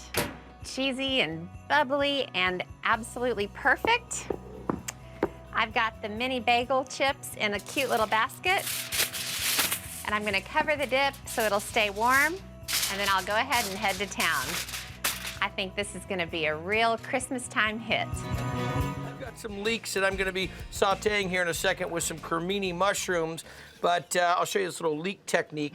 Remember, when the leek grows, it's growing up like this, so the opportunity for sand and dirt and everything to fall down into those crevices is really happening. So what we wanna do is I cut mine. Makes it a little bit easier to clean. And then I'll just give them a quick little chop, drop them into the water. I can swirl them around with my hand and just kind of wash them like that, or rinse them, I should say. Some people leave the rounds together, but what I find is that if the rounds don't get completely broken apart, you have a chance of getting yourself some sand and some dirt into it. So this is all gonna come together. Well, I'll just do it with my hand. This is all gonna come together for a fantastic stuffed potato skin. And actually, I gotta drop some of the potato skin, so let this settle down here for a second. Some baked potatoes, just left with about a 1/4 inch interior right there. Salted them before I roasted them. And we'll drop them in 350-degree oil. And yes, I want these to almost get like a hollowed out French fry, okay? Almost potato chip-like, because we're gonna be throwing in some Brie cheese, prosciutto, and some mushrooms and all that. Drop these in. Set this aside. Creminis, my favorite. I'm telling you, one of my favorite mushrooms. I can't say it's absolutely my favorite, but it definitely is one of the best. Really nice and meaty, lots of really defined mushroom flavor, and we're gonna cook these down with these leeks. It'll work out perfect. Okay.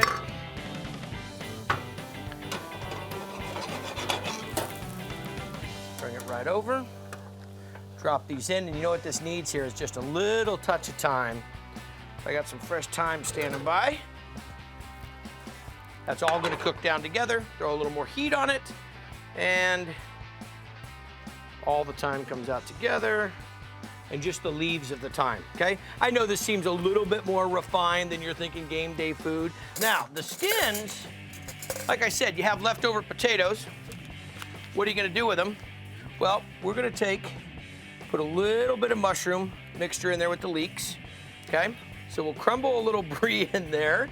And then what would be the next thought? Okay, yeah, prosciutto. There's gonna be some Italian cold cuts for sure. So look at this. There you go. Some nice prosciutto, thinly sliced. We'll just tear off a few pieces, lay it right up on top. That'll get nice and crusty, kind of like bacon. So I'll knock these out, fill them up, pop them in the oven, let them melt one more time. Whoa, coming over hot. Look at those bad boys, huh? That's potato skins like you've never seen before. Cook these potatoes, scooped them out, deep fried them, filled them with some cremini mushrooms and some leeks, then a little Brie, of course. But look at this, mushrooms, Brie, prosciutto. A little kiss of the leeks in there. Chives on top. Game day. Looks like wedding food, isn't it? So I use just not impressive at all, but very handy pizza dough that comes in a roll, sold in the refrigerated section. We all know what I'm talking about. And I am going to assemble one of the pigs in the blanket. So it starts with a little bit of marinara sauce, and then a little piece of mozzarella cheese. So then a little pinch of crushed red pepper flakes, just to give it a little spice. A pepperoni, which is Todd Drummond's favorite snack in the world. And then one of these little breakfast sausages. Put it right in the center. And then this is gonna get a little bit messy before it's all said and done, but the messiest recipes are the tastiest recipes. Who said that? Socrates? So I'm gonna put it onto the pan, and then watch what happens, Paige. Then I'm gonna brush the top with just an egg wash, which is just egg with a little bit of water. And then I have this mixture of Parmesan cheese and Italian seasoning, and I'll just sprinkle a little bit on top for a little crust. I'm gonna do the exact same thing to the rest of the squares of dough.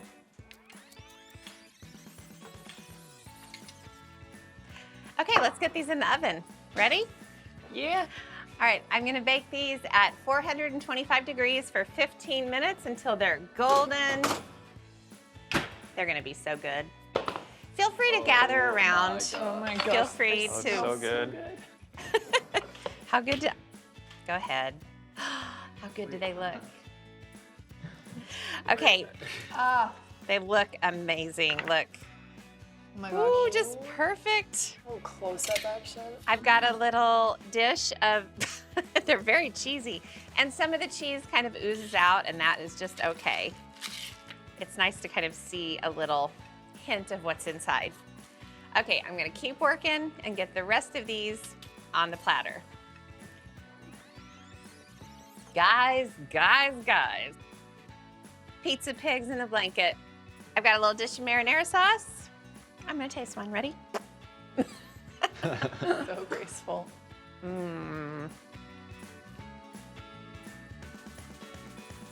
Shredding about 1 cup of white cheddar, and I'm all about building flavors, even if it's in a dip. I want to get some of that creamy sharpness from the white cheddar and that nutty richness from the Asiago cheese, and I'm making sure I don't scrape my fingers. Ooh, that looks beautiful.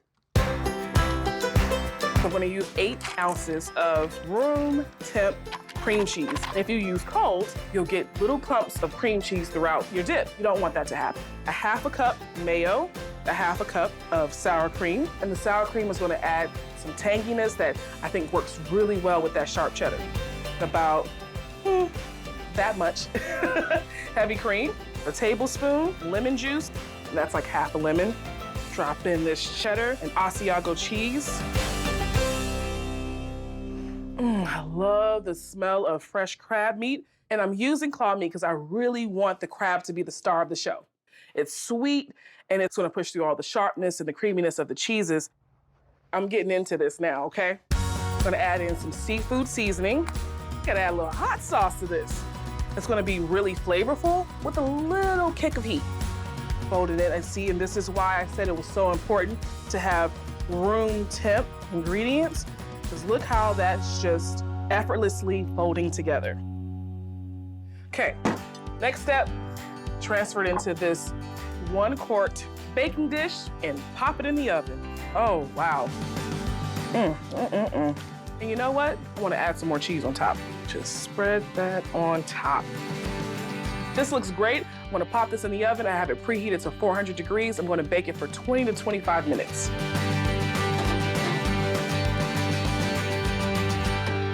I think my crab dip is done. Woo! Hot mama! Look at that. The guys are gonna love this. Get into it. How about that crab dip? It's awesome. We're gonna patent that. 1 cup of milk and heat it up with 1/4 pound of butter. And just bring that to a simmer. This is actually the same dough that makes éclairs, makes profiteroles, and all kinds of cheese puffs. So just heat this until the butter melts, and then bring it to a simmer. You don't want the milk to boil. It's simmering now. You can just see the bubbles around the edge. So I need salt and pepper, 1 teaspoon of salt, 1 teaspoon of pepper, and now 1 cup of flour. Okay, level it off. Okay, and then I'm just gonna dump it in. Stir it really vigorously for 2 minutes on low heat, and you'll see it all come together. Okay, that's about 2 minutes. When you see a light coating of flour on the bottom of the pan, you know the dough is ready. Okay, now off the heat, and now I'm gonna dump it into a food processor. Just pour the whole thing in. Watch how cool this is. I'm gonna add 4 eggs and lots of cheese. 1/2 cup of pecorino and 1/2 cup of Parmesan. They have slightly different flavors, and I like them together. Put the lid on and just process it just until it all comes together. It's gonna be really thick. And that's the dough. I mean, that's pretty easy. So now I just have to fill a pastry bag. I've got a really big one. It's 18 inches, and I've put a plain round tip in it. The tip is about 5/8 inches across. Okay. Just squeeze the dough down to the bottom. Okay, I'm gonna show you how I do it. Just put your pastry bag down like this and have them come out, just like that. You can do about 20 on each sheet pan. So now, I don't want pointy little cheese puffs, I want rounded ones. So I'm just gonna take a wet finger and just press down the top of each one. Okay, now I'm gonna brush them with a little bit of egg wash. Okay, a few more things. I'm gonna put a sprinkling of pecorino on the top of each one. Just make sure it has great cheese flavor. And then, because you want them to be really spicy, sprinkle them with salt and pepper.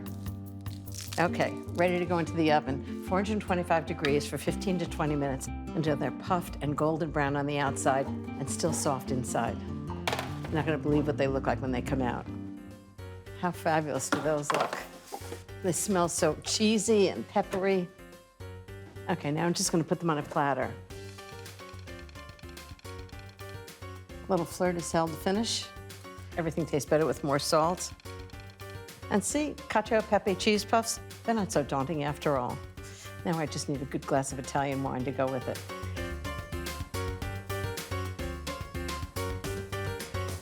I'm chopping up a block of mozzarella into sticks. And I've thrown this in the freezer for a few minutes before chopping because it makes the sticks easier to cut.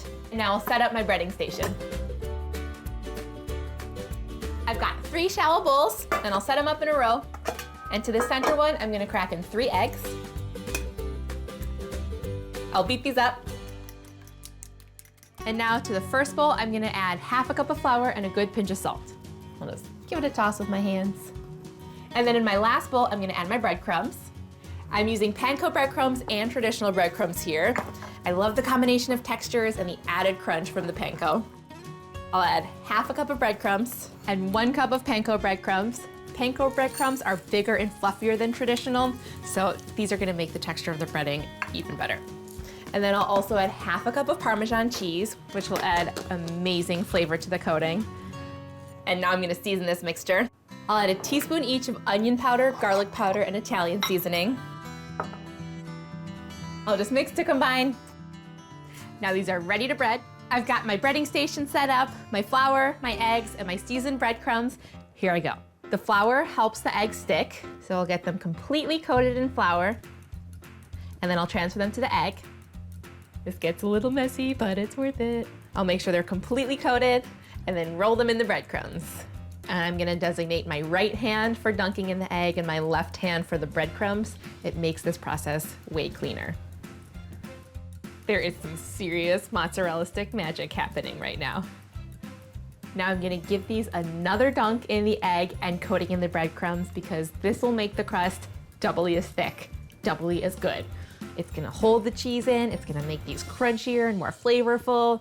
This is peak mozzarella stick. Now they go back into the breadcrumbs. 2 breading layers.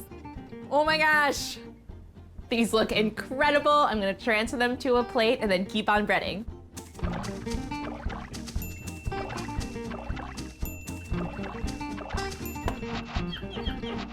I'm ready to fry now. I have a couple of inches of oil heating up to 375. I'm gonna fry these in batches until they're golden. It'll only take a couple of minutes. It's already starting to smell really good. I think it's that Parmesan in the breading that's frying right now. Oh yeah. These are ready to come out. I'm gonna transfer these to a wire rack that I have on top of a sheet pan, and that's gonna allow any excess oil to drip off, and it'll keep them crispy on the bottom too.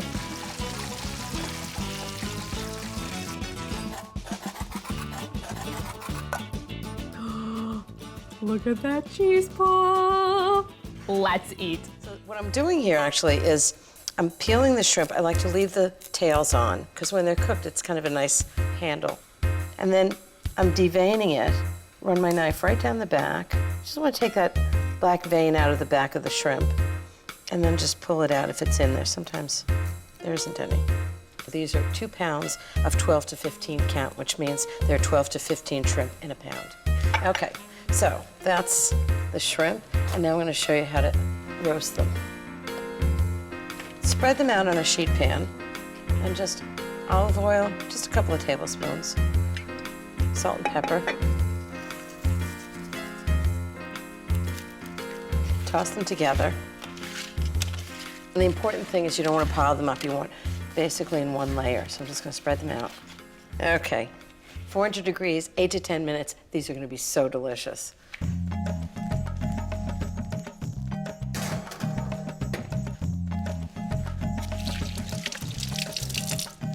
Now for the sauce. I'm a believer in classic sauces. Cocktail sauce is cocktail sauce. I just like to do it with the volume turned up. So some of the classic ingredients with a little more flavor. So I need half a cup of chili sauce. Actually, I like to combine chili sauce and ketchup. One's a little spicy, one's a little sweeter. Half a cup of ketchup. That should be about right. 3 tablespoons of horseradish. Give it lots of spice, lots of heat. 1,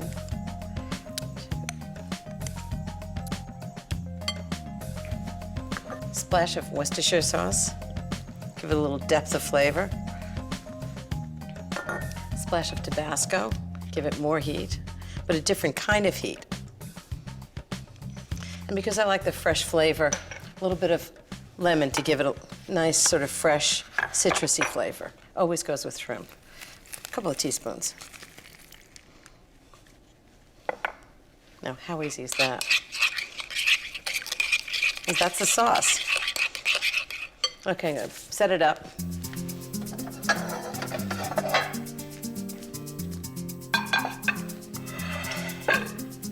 Bowl for the sauce in the middle.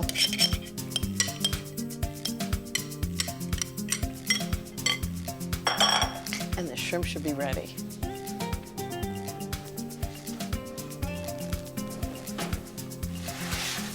Oh, they look fantastic. Now, how fast is that? Okay, they're gonna be really hot, but if I work fast, I can do it. The shrimp are actually best if they're served warm or room temperature. These look really great. Well, I know how people went for the shrimp cocktail when I was catering, and we just used the boiled shrimp and perfectly good cocktail sauce, but not great cocktail sauce like this.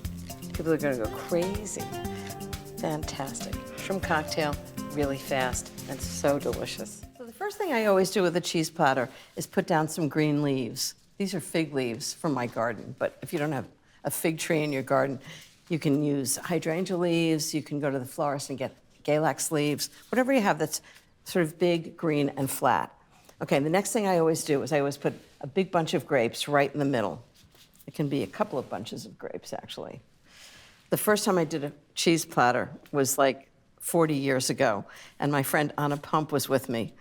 And I don't know what it looked like, but it probably looked like a dog's breakfast. And she came over to me and she said, okay, now take everything off the platter. I was like, okay. And then she said, okay, now put the grapes in the middle, the cheese around the outside, and big blocks of crackers and apricots. And then she said, and stop. Those are 2 really good lessons, is to do it really simply and beautifully, and then stop.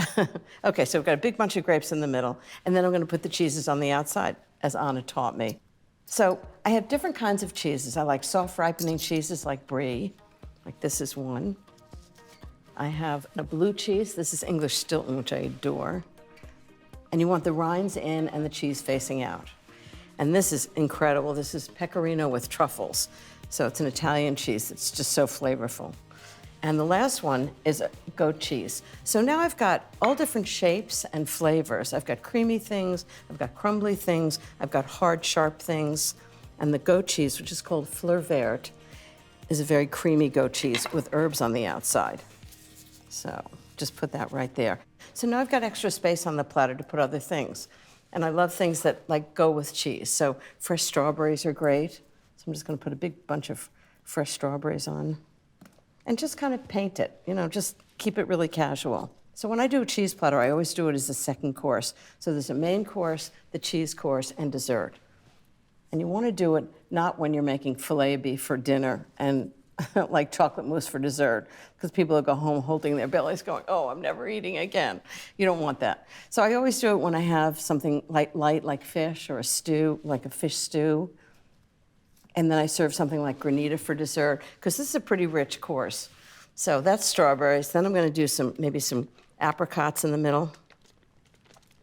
So big blocks of color. You don't want it to look like that original one that I did, which looked like a dog's breakfast. And then I always like other things that taste good with it. So a little fig jam is wonderful. Like the blue cheese and the fig jam is great together. So I'm just gonna, I mean, really, it's all store-bought. Just put a little bowl in with fresh fig jam, a little knife, and everybody can help themselves. Sometimes people serve cheese as a first course, like before dinner. I just think people fill up on cheese. You want it to be like a treat after dinner.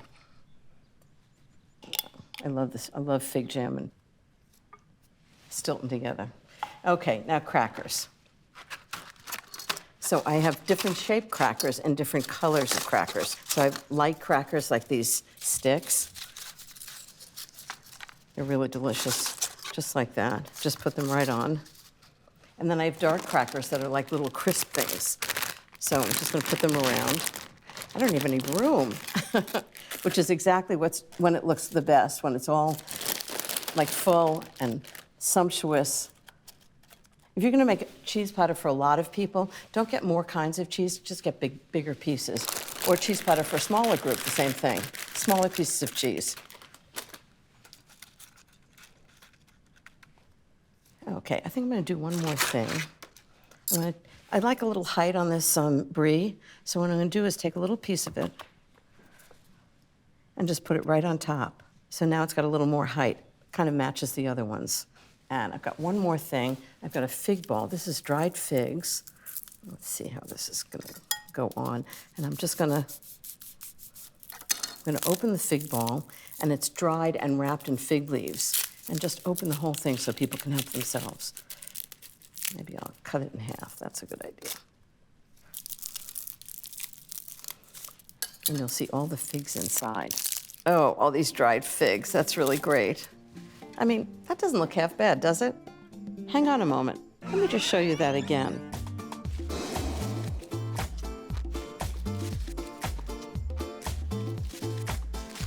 I mean, how easy was that? It's 5 minutes, it looks really impressive, and there's no cooking at all. I'm gonna start by cutting the bread into a crisscross pattern, and I'll be careful not to cut it all the way through.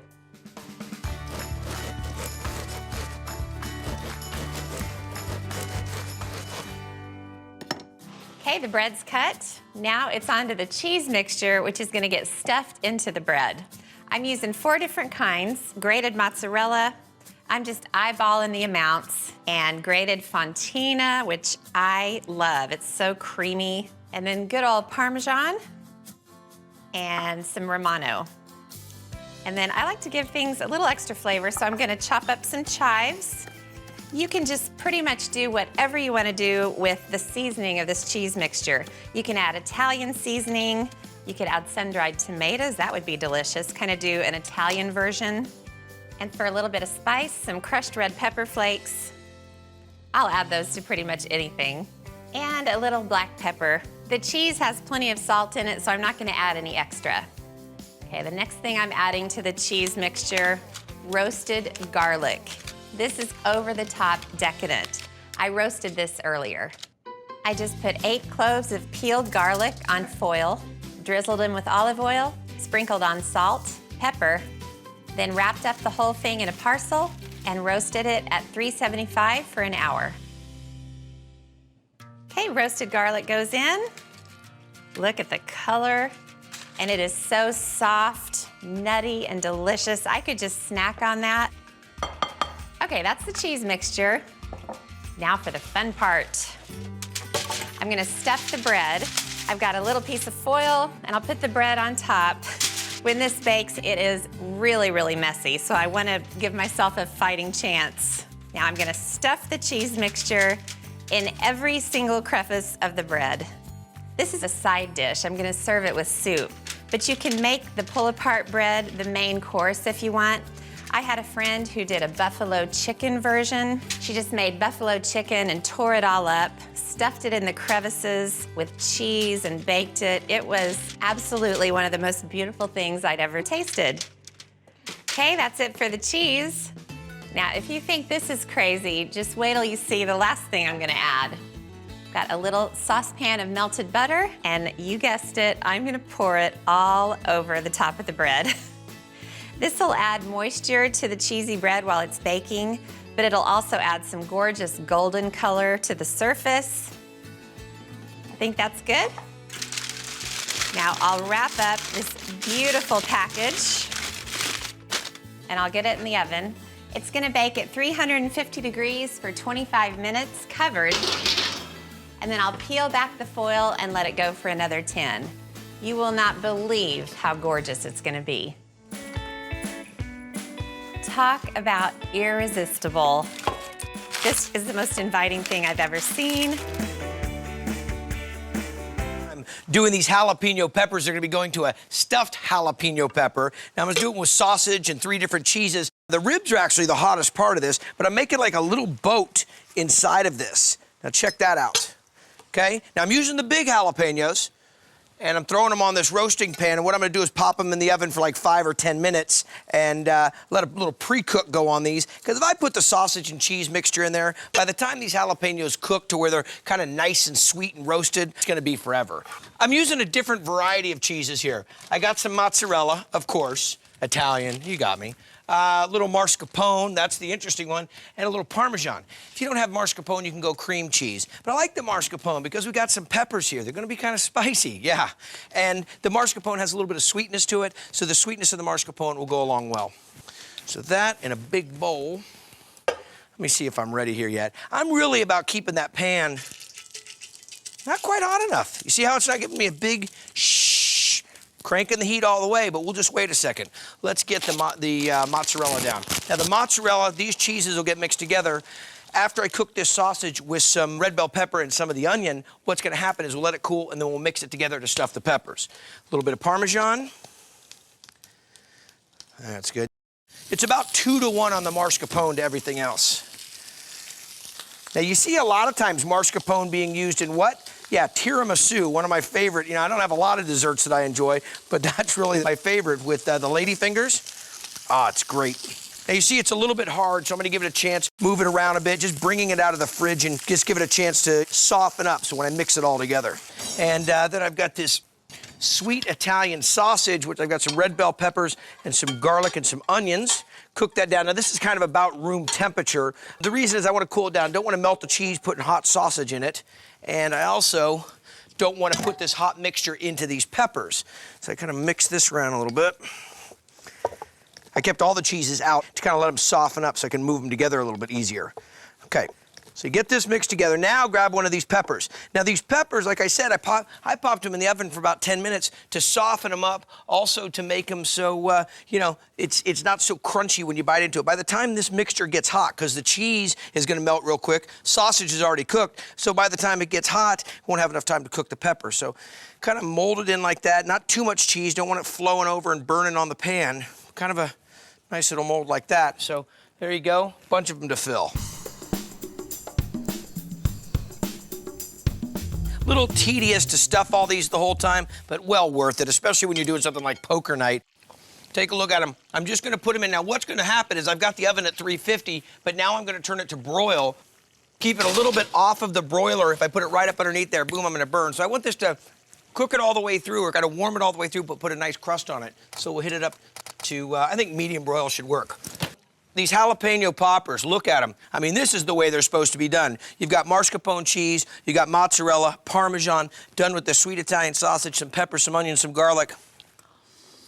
Still a little bit of bite to the pepper. So I'm starting with the cream cheese mixture, and this is gonna go on all 3 tortillas. It's just a mixture of cream cheese and pesto. So then I have 3 different colors of tortilla. Look, isn't that fun? Wow.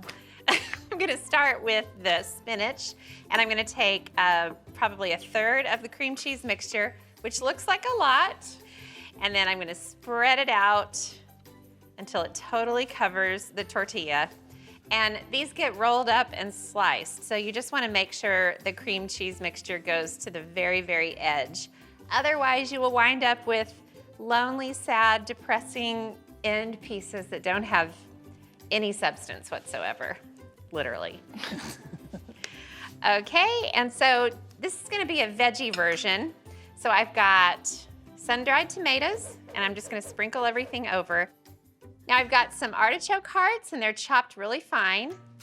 And then my weakness, olives. And then some chopped spinach. Roll them up and then just put them seam side down. Okay, the second tortilla pinwheel is gonna be sort of a meaty variety, so on goes the cream cheese. So now I've got a mixture of pepperoni, yum yum. Is this a charcuterie wrap? That's what this is, a charcuterie wrap. Ding, ding, ding. Salami. I've got some prosciutto. This is kind of elevated here. Just whatever you have works in a tortilla pinwheel. Swiss cheese. Alex for the win, calling this a charcuterie tortilla wrap, tortilla pinwheel. Okay, so I'll wrap this up. And when you do roll it up, you want to tuck as you go. So then when you get to the point of slicing it, you don't have like big gaps in the center. Now, really the secret to these is making them ahead of time and then popping them in the fridge. So I'm doing a spicy version, and this is a jalapeno cheddar tortilla, which is kind of exciting. And then I just have these sweet mini peppers that you buy in the grocery store in bags, sliced thin, and some hot cherry peppers. And those go over. And then some arugula, which is sort of inherently spicy. And then pepper jack cheese. And then roll this up. Okay, so 3 kinds of tortilla pinwheels. Check it out, Paige. Wow. So beautiful. I love the color. Spicy, veggie, and just charcuterie. So, hold that thought. I'm gonna slice them up, but I've already got some that I made and they're in the fridge. I'm gonna unwrap and slice all of these and then put them on the platter. Once I get the rolls unwrapped, I'll slice off and discard the ends. Then I'll cut the rest into neat slices. You get about 9 or 10 pinwheels from each roll. The veggie ones, the meaty ones, and the spicy ones all go right onto platters. I like to mix them up. And that, my friends, is all there is to it. Well, I ran out of platter space, but look at these, Paige. That's beautiful. Look how cute. It looks like a sushi board. Isn't that beautiful? It's beautiful. Which one should I eat? That one. The spicy one? Okay. Yeah. Winner.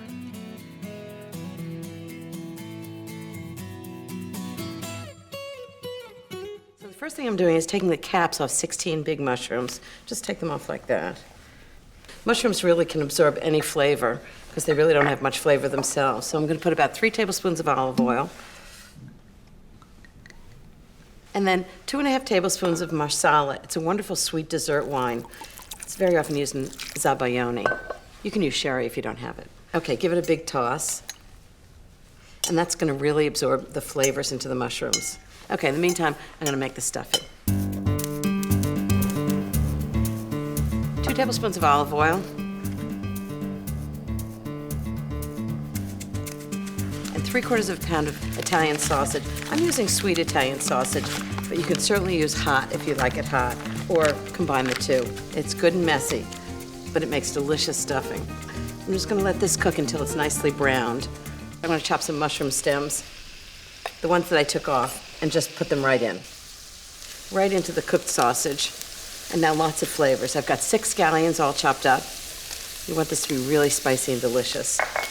2 cloves of garlic minced. Just give that a quick saute. And now instead of putting bread in this stuffing, I'm gonna put panko in, which is dried Japanese bread flakes. And I just think they give a nice crispness to it, which is just what I'm looking for. So about 2/3 of a cup. That should be good. Give it a big stir. This is really smelling like good stuffing. Smell the sausage and the garlic and scallions and some mascarpone to make it nice and creamy and hold it together. So I need about 5 ounces. I think this package is 8 3/4, so good part of this package. I always use good Italian mascarpone, it makes a difference. Okay, now off the heat, I'm gonna add 2 more things and some salt and pepper. First one is Parmesan cheese. And I'm just doing that off the heat because I don't want the Parmesan to stick to the pan. So about 1/3 of a cup of Parmesan cheese. That should be good. And some fresh parsley. About 2.5 tablespoons. And then salt and pepper. Teaspoon of salt. You want this really well seasoned because remember the mushrooms don't have all that much flavor. It's kind of like polenta. It absorbs whatever flavor you give it. So that's the stuffing. Looks delicious. Now I'm going to put it in the mushrooms. Perfect pan. Great. And I think I'm just going to drizzle the extra olive oil and Marsala wine over it. Okay, time to stuff the mushrooms. Just a regular teaspoon, just stuff each one. And so when this bakes, it's going to be just tender and delicious and spicy with the sausage. Into the oven, 325 degrees. I can't wait till these come out.